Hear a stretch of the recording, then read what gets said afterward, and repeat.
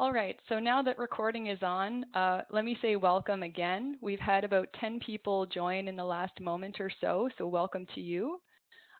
This is November's Islandora webinar. We're going to be discussing harvesting to DPLA and other aggregators. I'm very pleased to be joined by Anne and Chris from Metro. They're going to be telling us about their experiences in their words about preparing metadata for harvest and also managing a hub. So I'm really excited to have you both here. Thank you for joining us. So the agenda for today, we're going to be doing a very brief overview of Islandora and the community just for anyone who is new on the call. We'll be talking about harvesting, in particular the Open Archives Initiative Protocol for Metadata Harvesting, better known as OAI PMH. We'll also talk about repository requirements and how Islandora meets them.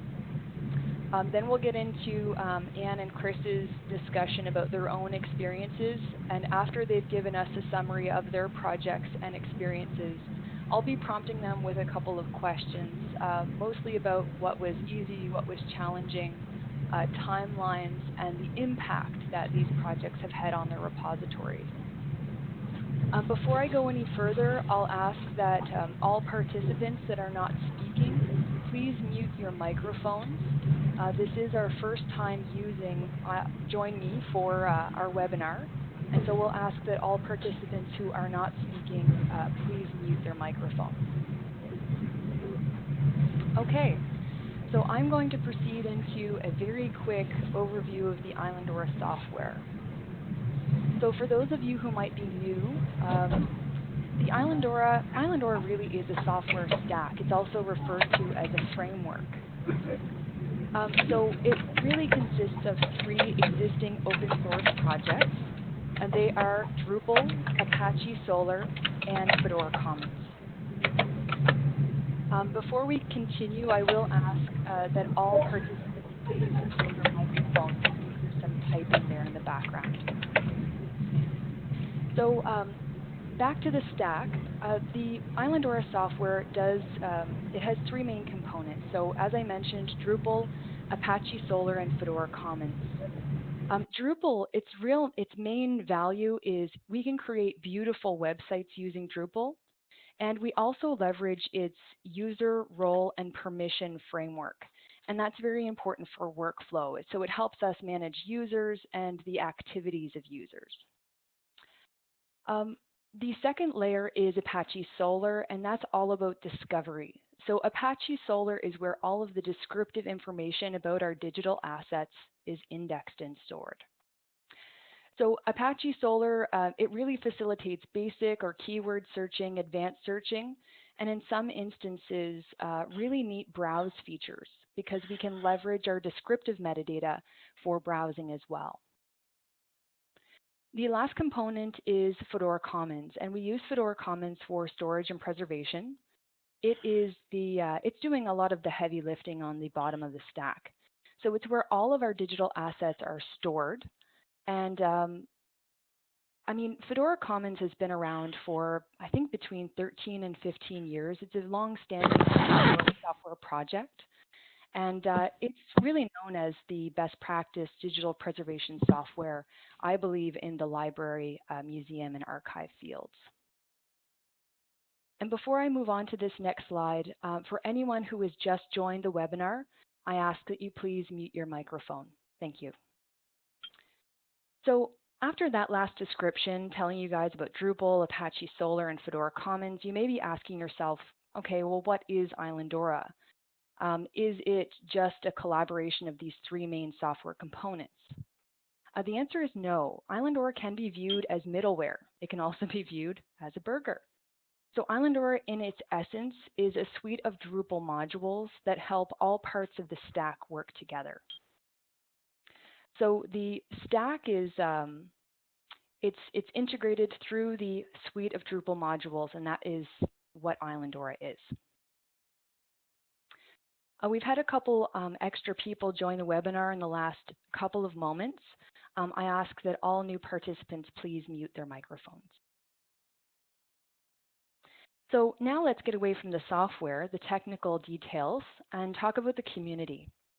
So the Islandora software started in a small province called Prince Edward Island, located on the east coast of Canada, somewhere around here. um, so it had humble beginnings in a small province in Canada, but is now used worldwide on every continent. There are 3 installations not depicted on this map in Africa. So Islandora has seen terrific momentum, particularly in the last 3 to 5 years. We've seen installs grow quite quickly, and I think that's in part due to the increased stability and the increased feature set that are now available in the Islandora stack. Now, Discovery Garden, we're part of the Islandora open source software community. We're a services company that launched in 2010, and we're a partner in the Islandora Foundation. The Islandora Foundation is a nonprofit organization, and their mandate is to foster the Islandora project over the long term. So in our role as a service provider, we see our main goal is removing barriers for organizations that want to participate in open source, that want to participate in the Islandora community.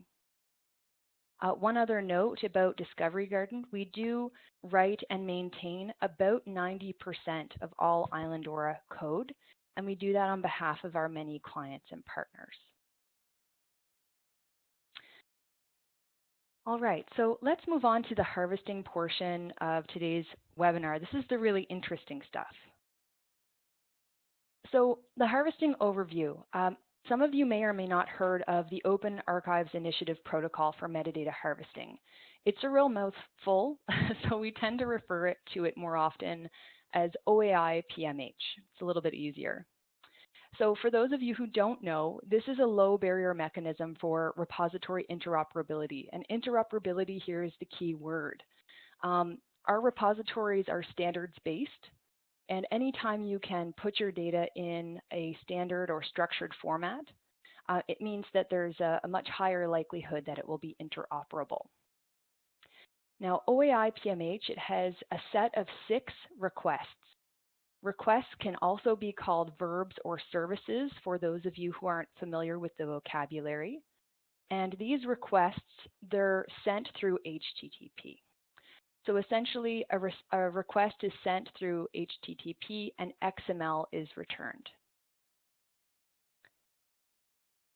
In harvesting and using OAI PMH, there really are 2 roles.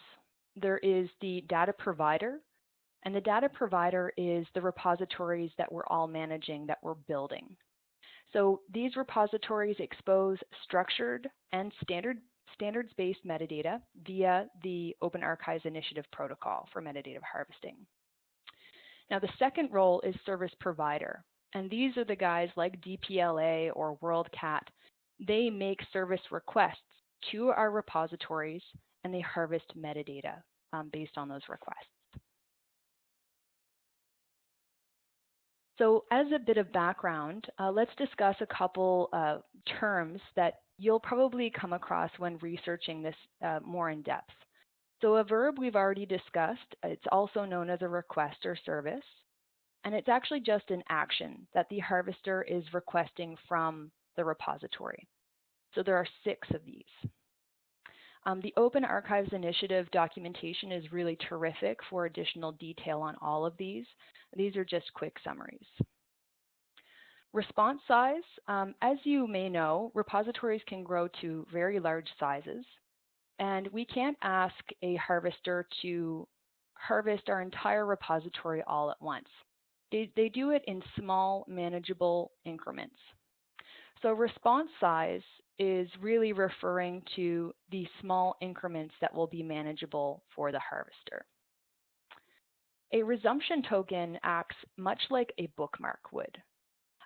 So essentially, when we are harvesting a repository in small increments, a resumption token is issued just so the harvester knows where it left off on the last response size. So those are some quick summaries for all of you who may be new to OAI PMH. Now, this is what I find the really interesting part.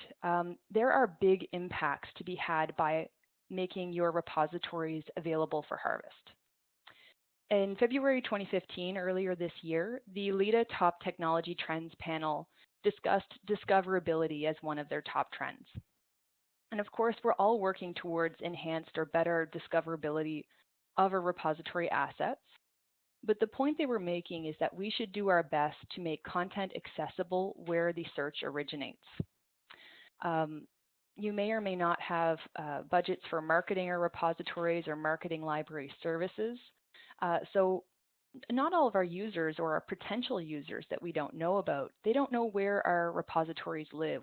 They don't know the URLs, or they may not know that the repository exists at all. So making content accessible to Google, Google Scholar, WorldCat, DPLA, Europeana, it creates value for digital libraries and users. It's just one method of connecting the two. This last point is really interesting, and I got this off the DPLA website. It says that contributing to an aggregator can increase your site visits from 55 to 109%. That was surprising to me and really, really positive. So all very good cases for making our repositories accessible and harvestable. Now here's the really good news. For anyone out there that is using Islandora, Islandora is OAI PMH compliant. So we have what's called an Islandora OAI module.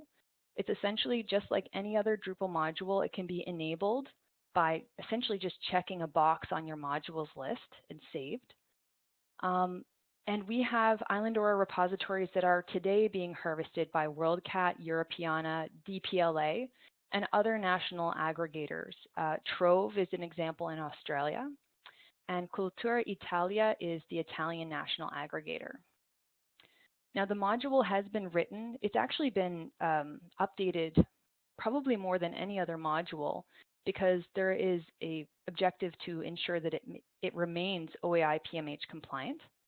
And sometimes we have to overwrite parts of the module for custom implementations. So the module is quite flexible, but for the most part, as long as you turn it on and do a few small configurations, it will work standard out of the box without customization. For anyone who has just joined the webinar, we ask that you please mute your microphone. Thank you. So how does Islandora comply? Islandora stores descriptive metadata in XML-based schemas. So it's standards-based. Dublin Core is the most common schema used. Now, service providers or harvesters, they can harvest this standards-based metadata. The most common, as I said, Dublin Core, but you can also harvest mods, ETDMS, which is Electronic Thesis and Dissertation Schema, and in some cases, custom schemas. And custom schemas may be a requirement of your harvester, and your harvester should have documentation on their requirements, and if any mapping to custom schemas are needed. So that was a quick summary of harvesting and the Open Archives Initiative protocol for metadata harvesting, and also just a short description of how Islandora is compliant and can be harvested, how it is being harvested today by DPLA and other aggregators. So at this point, I'd like to take an opportunity just to ask all new participants to mute their microphones.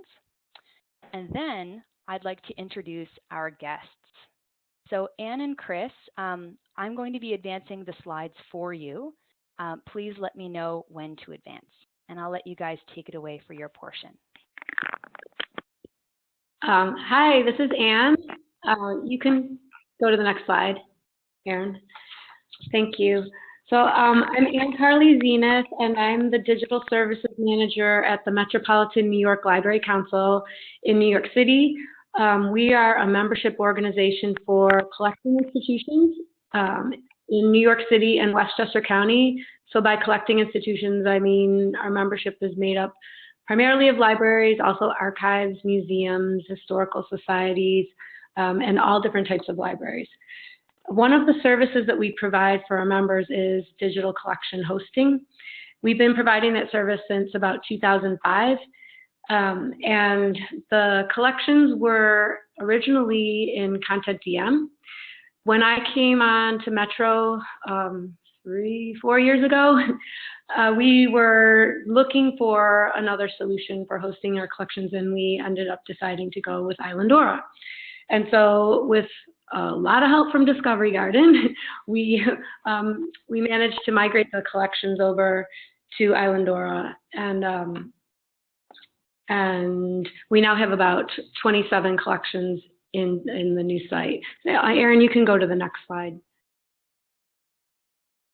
So this just gives you a little bit of a sense of some of the types of collections we have. It's primarily cultural heritage type materials.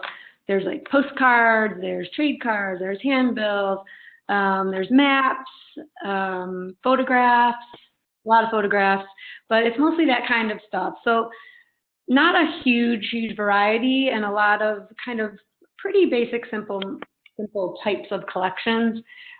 So when we started the process of migration, going back a little bit, well, I started looking at the collections in detail and realized that there had not ever been any kind of standards or guidelines provided to the contributors, and so everyone had done their own thing with their metadata.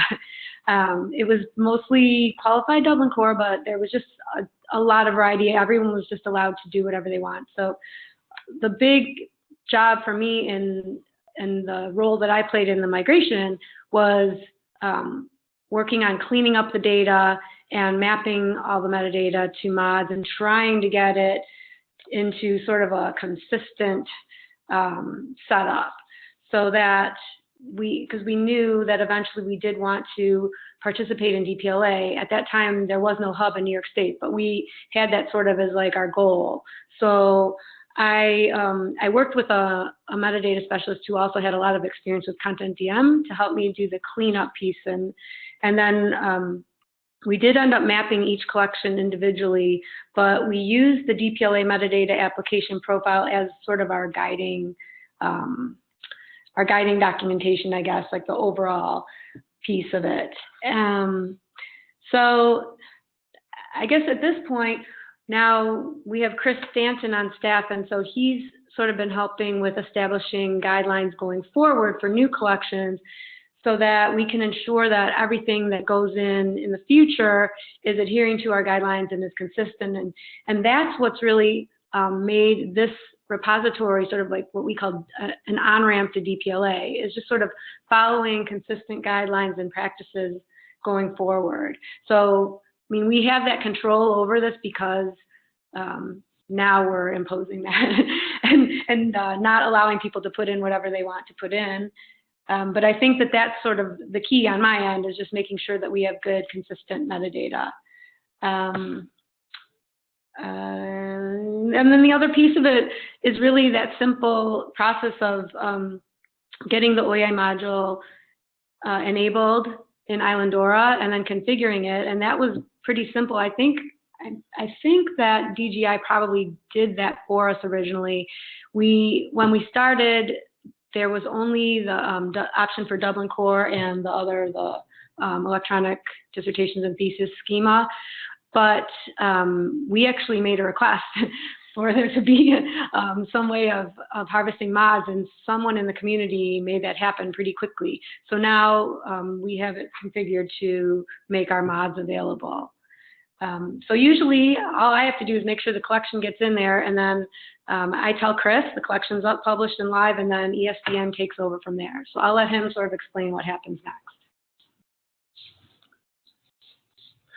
Yeah, so as Anne said, my name's Chris Stanton. I'm the ESDN metadata specialist here at the Metropolitan New York Library Council, where I'm primarily responsible for facilitating aggregation of New York State content through ESDN onto DPLA, and I also work on our DCMNY repository. So you can go to the next slide, Erin. So the Empire State Digital Network is the New York State service hub for the DPLA. DPLA operates on a sort of hub model. There are two types of hubs. content hubs and service hubs. Content hubs are larger institutions with substantial digital collections that DPLA works with on a one-to-one basis, whereas service hubs are state or regional projects that work to aggregate content from within a certain geographic area and then send that aggregated content on to DPLA. So ESDN is hosted and administered by the Metropolitan New York Library Council, and that's in conjunction with 8 allied regional library councils who work in New York State as the NY3Rs organization, and they almost function as mini hubs within New York State. We have regional liaisons at each council that help facilitate contribution to ESDN. We were really trying to leverage the strong existing relationships in New York State to begin to gather content and grow relationships, further for ESDN and DPLA. In particular, those regional liaisons work to gather permission letters from contributing institutions and kind of on-ramp and provide an introduction to ESDN and DPLA for interested partners. And those permission letters are really important because as you're contributing to DPLA, you're agreeing to contribute your metadata under a CC0 public domain license. So next slide, Erin. So just a bit of an overview. We currently have 130,000 records in DPLA approximately, and also have about 100,000, 110,000 additional records ready for the next ingest to DPLA. And those records represent about 175 institutions from New York State, and really, a broad sample of the types of institutions in the state, large and small academic libraries, public libraries, museums, historical libraries, or historical societies, excuse me, as well as the state library and state archives, and we're really happy to have them on board. ESDN is aggregation only at this stage. We don't have a front end, but we are beginning work on a front end portal for content from New York State, for the content that we aggregate from partners, and we hope that this will include more exhibitions and curation of that aggregated content. ESDN also has a metadata working group and outreach group. And those groups are responsible for, generating guidelines and documentation around metadata best practices and quality and shareable metadata, as well as coordinating events and other outreach around the state. Next slide. So a bit of a technical overview. So like I said, we are right now kind of aggregation only, and we use RePox for data aggregation. RePox was originally developed for use as part of the Europeana project, and is now being used quite extensively by DPLA service hubs. It uses OAI PMH for harvesting, though there are options to load static XML files as part of the process. But right now we're primarily bringing partners on using OAI PMH. RePox uses XSLT for data transformation, and for ESDN we tend to do a mapping and a style sheet for each set in RePox. So in that sense, it's very, very targeted, which can be time consuming at times. It also allows us to exert a certain amount of control over that mapping and transformation process. We map all partner metadata to mods for passing on to DPLA. We primarily receive a simple Dublin core from partners, and that's a result of the many content DM partners that we're harvesting from, but we also work with, sort of qualified Dublin Core, Mark XML, as well as mods. So ESDN's, oops, I have a typo, ESDM. So ESDN mods elements are aligned with DPLA's recommended mods to DPLA mapping, which is available at the link there. That's from DPLA staff, and it actually provides a really great introduction to the DPLA metadata application profile, as well as mappings from Dublin Core and mods to the DPLA map, and we've tried to align ourselves with that pretty closely. So we, like I said, we harvest from partners using OAI PMH, and we again provide all partner metadata to DPLA through that one OAI PMH feed from Repox.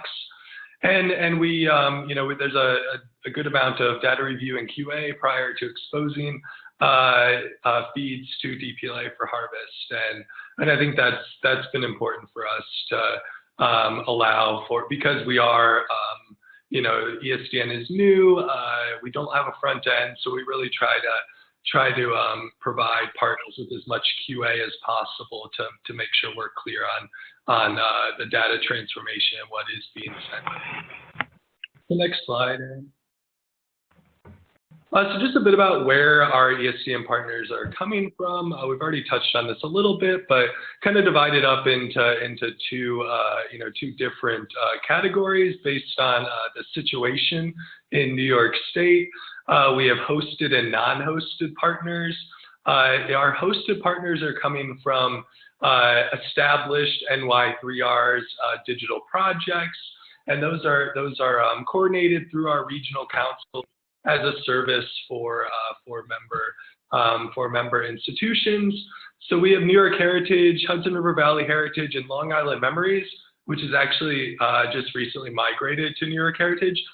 Those are all in using Content DM, and then we have Metro's Digital Culture of Metropolitan New York, which uses Islandora, and then we have non-hosted partners, and that's really everybody else.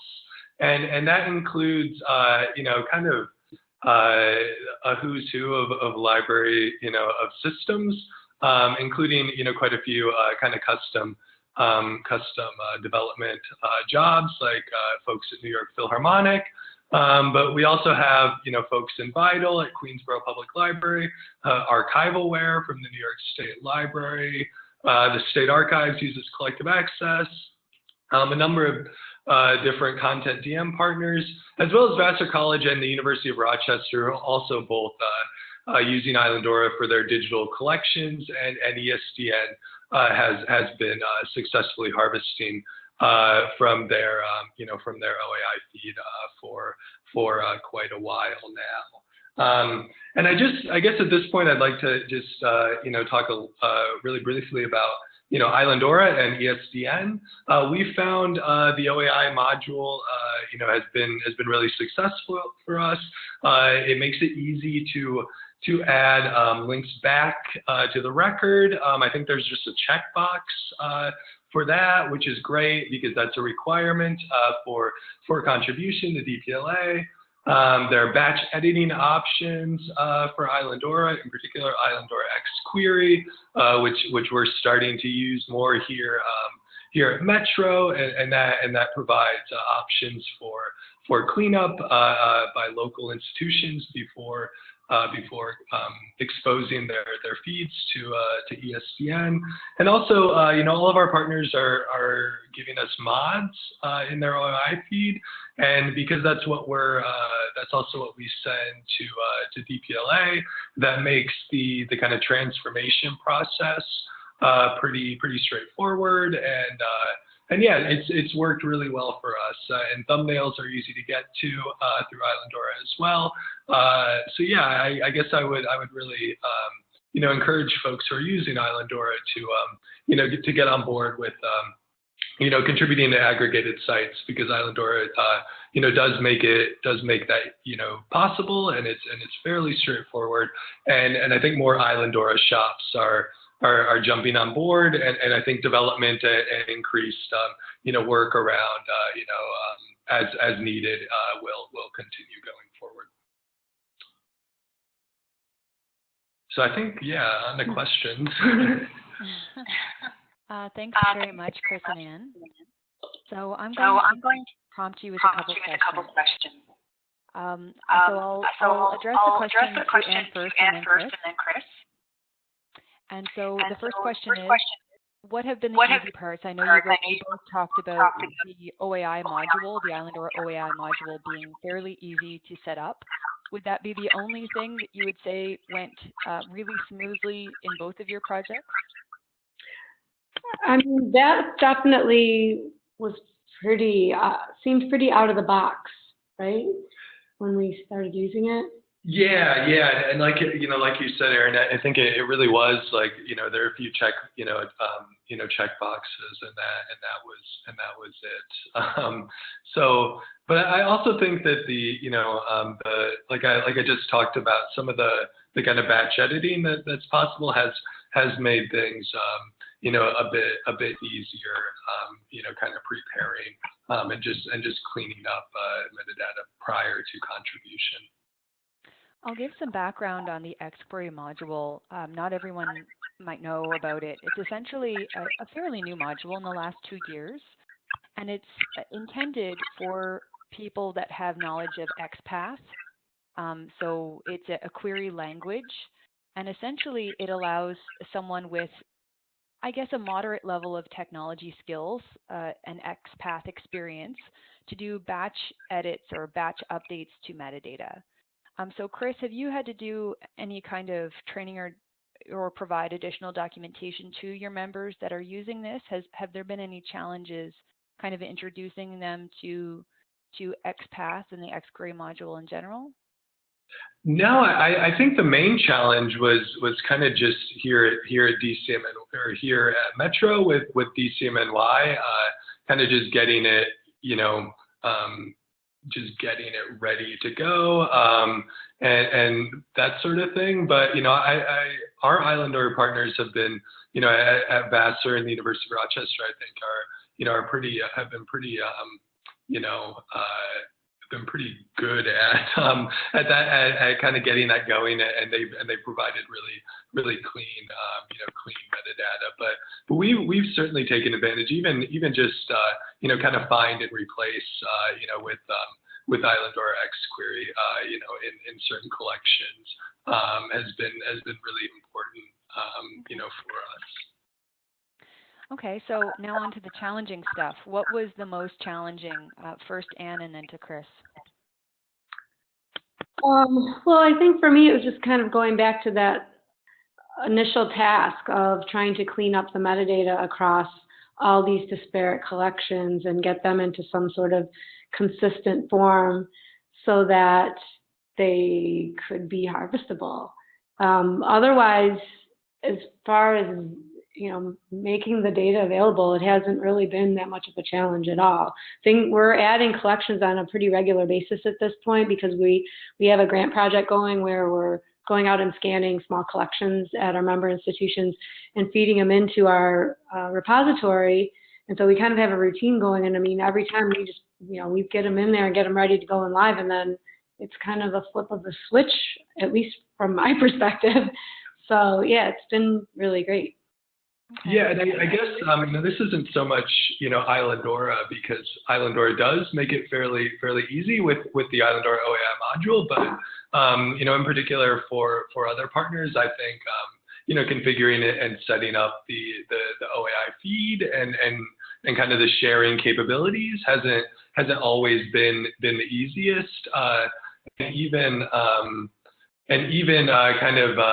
we have a few requirements for contribution, which include, including links to thumbnails or enabling them so that ESCN can build links to thumbnails on our end as part of our transformation process, as well as including links back to records in the metadata, because all contributed records on DPLA's site link back to the local site, so that's essential.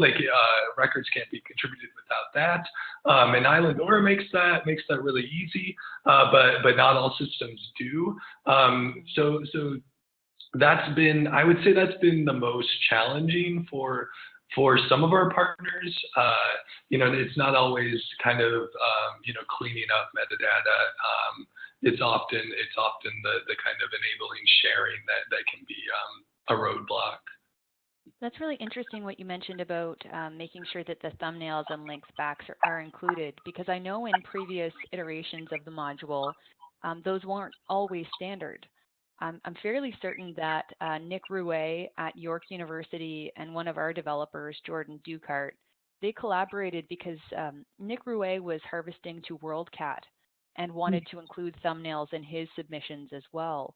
So I think that's a recent addition to the module, but I didn't know that it was a requirement for DPLA. So that's really interesting.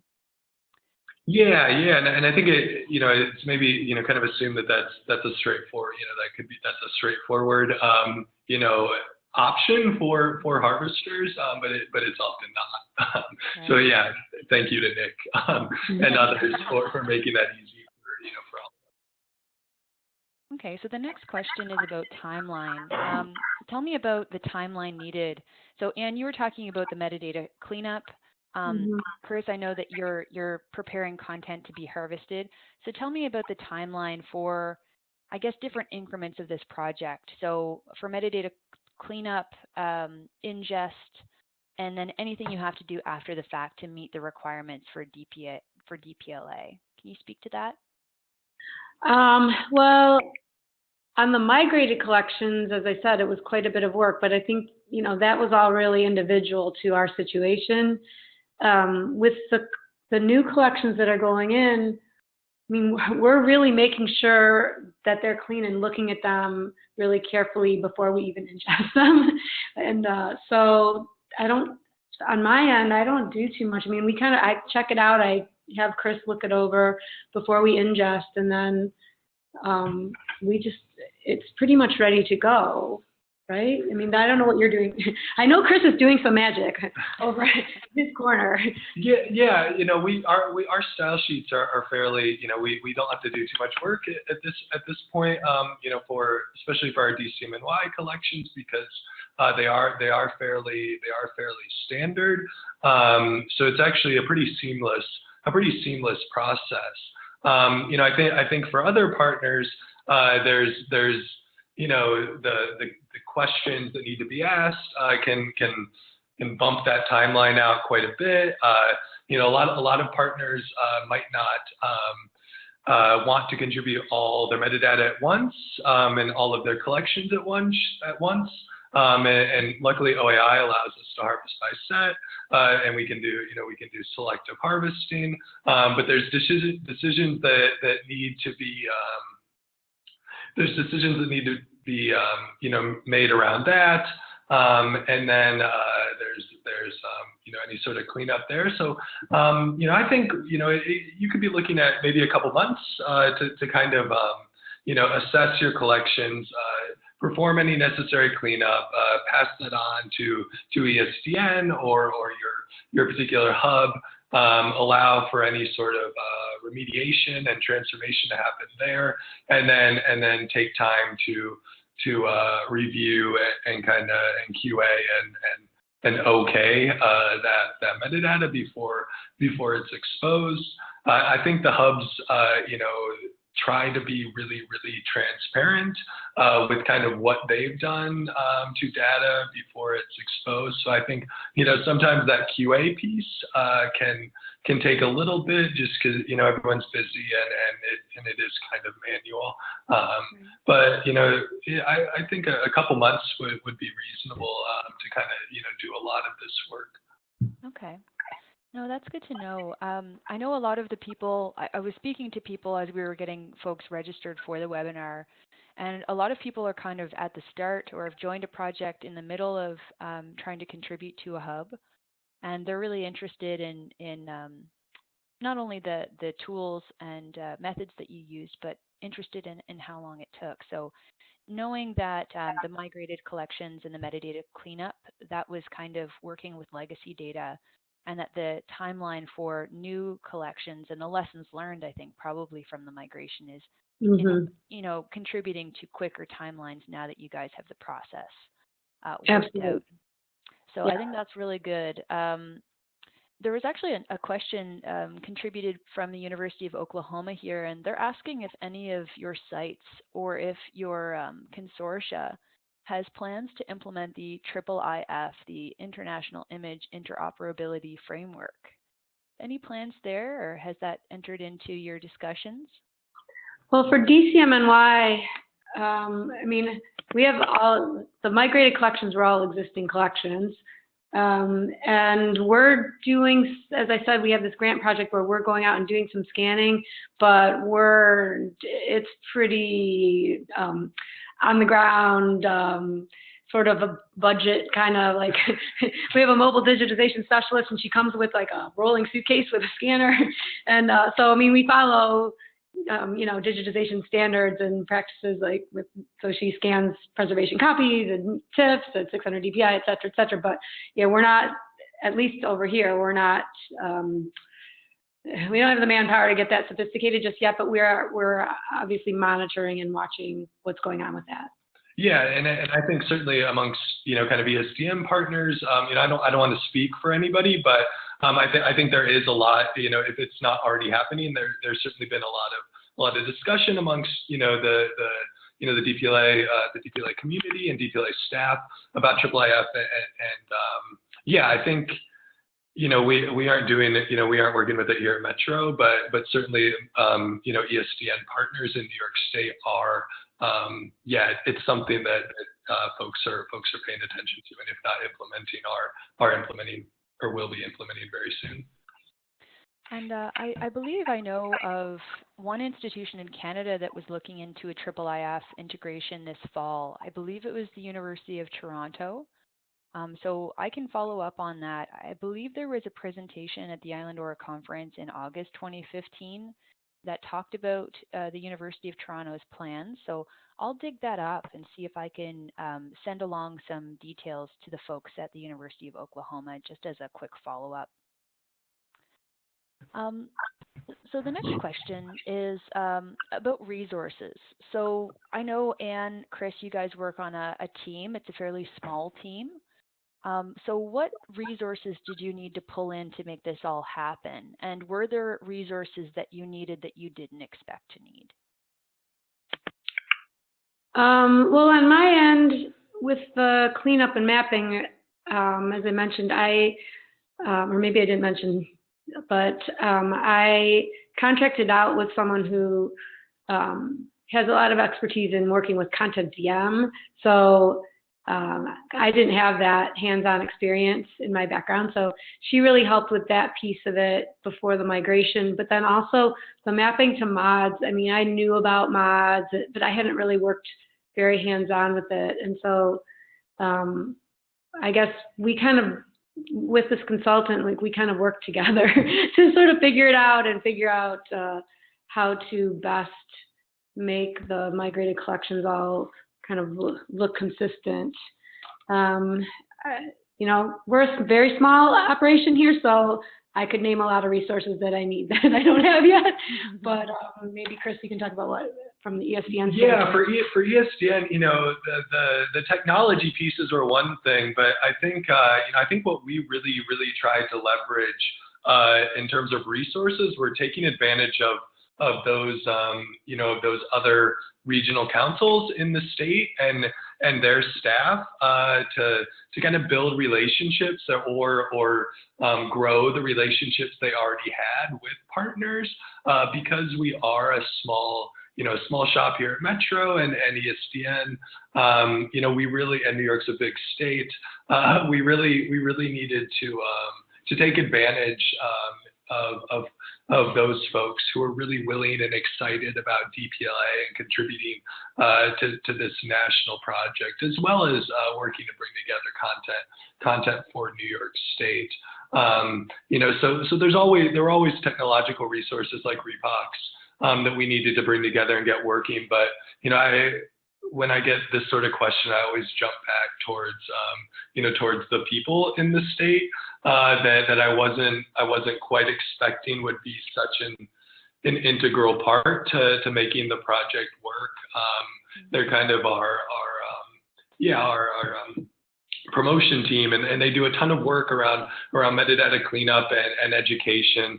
Right, they're starting on rights work in the state and trying to improve the situation there. Yeah, because right now, well, very recently, DPLA released the final version of their rights recommendations, and so the next big task for us around the state is to try to educate the current contributors and future contributors about those rights recommendations, which are standard statements. So they will, I can't remember how many there are. I want to say there may be 10 of them, something like that. But for every rights statement, you'll want to map to, like every organization's individual rights statements will need to map to those standard statements. So there's a big education project ahead of us to help people understand what those statements mean, how to do the mapping, and why it's important. Wow, that sounds, it sounds incredible, because anytime you're mapping your rights statements to licenses or another kind of standard framework, I mean, the impact is enormous. I didn't know that had recently been released. I imagine that many people on the call are going to be encountering that as well. I can foresee that perhaps there would be a conversation continuing on the Islandora Google group after this. I think that would be a wonderful follow-up if people have more questions or want to share their experiences or maybe things that worked for them. Because there are probably people on the call too that have done this as well. So being able to share those experiences, that's what, being part of an open source community is all about, is being able to share those experiences, share knowledge in an open forum. Yeah, that'd be great. That would be good. I'll try to initiate that after the call. Great. So the last question is just about impact. So earlier on in the presentation, there was a slide stating that DPLA has noted that the increase in exposure can be 55% to 109% increase in site visits. Have you guys seen anywhere near that? Chris can speak better to this than I can. I know that we've had. I guess I would. We haven't been in that long. No, but I would point back to. I know we've had one partner who I can't remember the exact number, but they've kind of been staying steady at a certain number of hits per month, traffic, over the course of a month. And since they were harvested by DPLA and their data was made live in DPLA, they've kind of made it over the hump, so to speak, for a certain number of site visits that they've been aiming for quite a while and had never quite been able to get to. So I know it's happening in that sense. We haven't been in DTLA for too long, so some of those impacts around traffic and that sort of thing are a bit hard to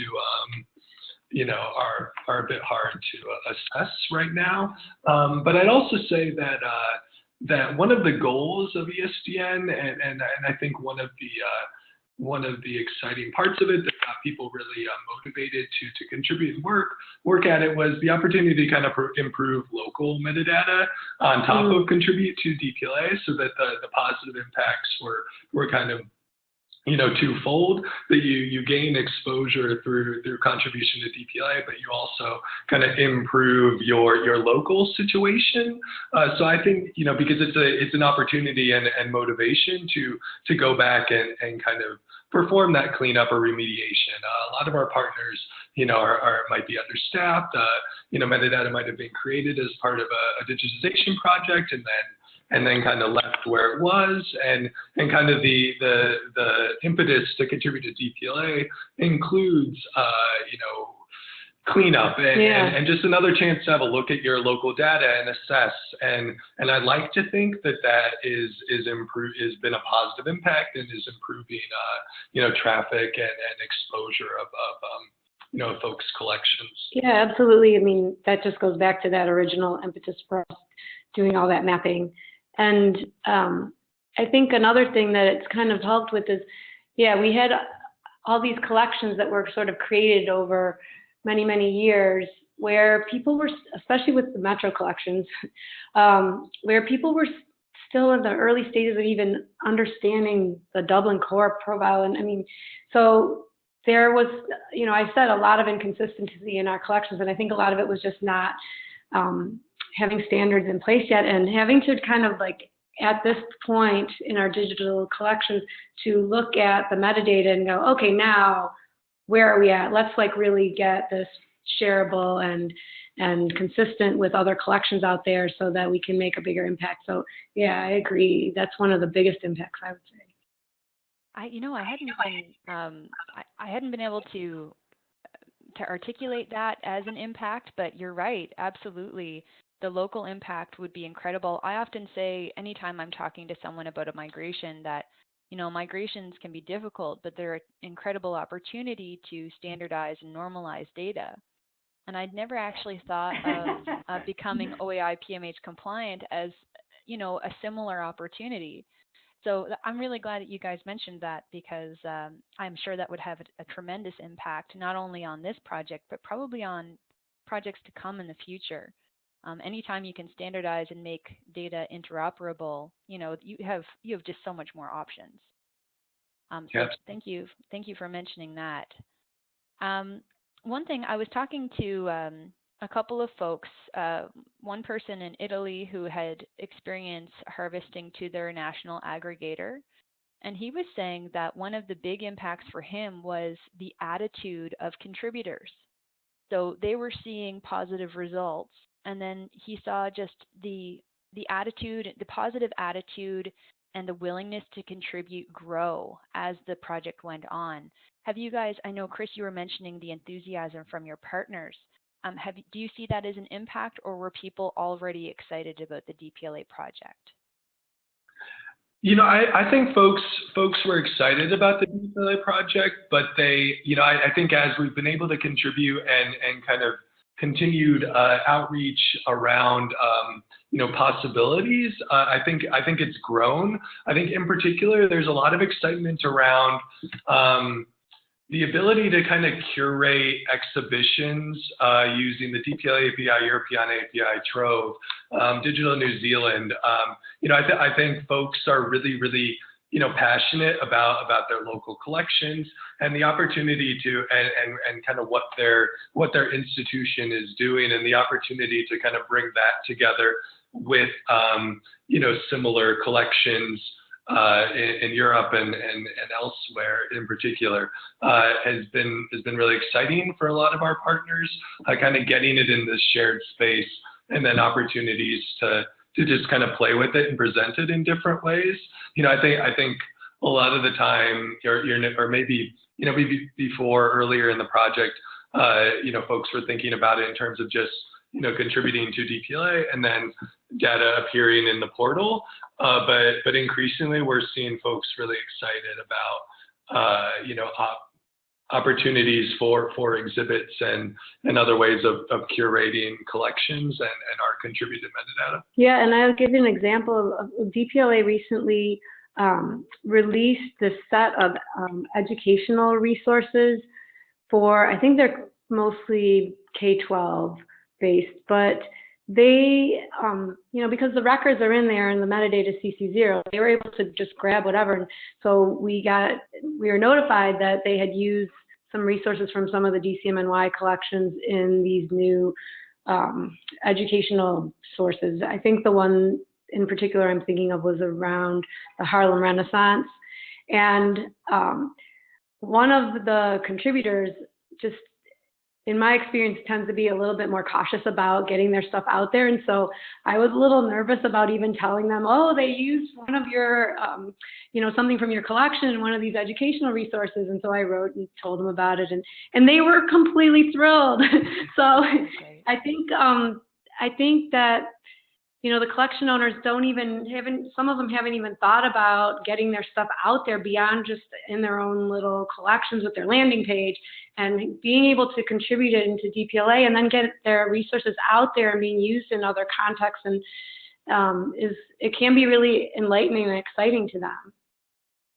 That's a really great anecdote. Yeah, you're right. Sometimes it changes. The focus shifts from a to-do item to a really exciting opportunity for your organization to share a Yeah. little bit of their culture, a little bit of who they are. So that's a really cool story. Yeah. Um, that's the end of the questions that I had. I don't see any additional questions in the chat window. If anyone has questions, there is a chat icon at the top of the screen. And I'm just going to move through to the next slide. So if anyone has any questions, please type it in there. I've included some links here that will help people do a bit more research. So the Open Archives Initiative I mentioned earlier, they have really terrific documentation if you want to become more familiar with the Open Archives Initiative protocol for metadata harvesting. It has explanation of all the vocabulary, the process, so on and so forth. There are Islandora discussion forums. So they're structured in Google Groups. They're searchable. So this here will send you to a search result of any discussions so far that have included the term Islandora OAI. And then below here is the last link here is documentation for the Islandora OAI module. So that may be of use for anyone who is interested in turning on this module on their existing Islandora site, or telling your colleagues about it, that this is a tool that's really standard. I do have one question from BCELN here. So Sunny is asking, can you tell us more about what technology you're thinking for your ESDN front end? So Chris, that's for you. Yeah, I can tell you a little bit. Like, these discussions are really preliminary at this point. Like, as in, last Friday and yesterday. But we've taken a bit of inspiration from the folks in Pennsylvania they're a new service hub. I think that they are. I don't know. I don't think they have content in DPLA yet, as they were recently announced. But they're working, towards that and are off to a great start. And they're kind of working with a Hydra-based aggregator that includes that includes front-end capabilities.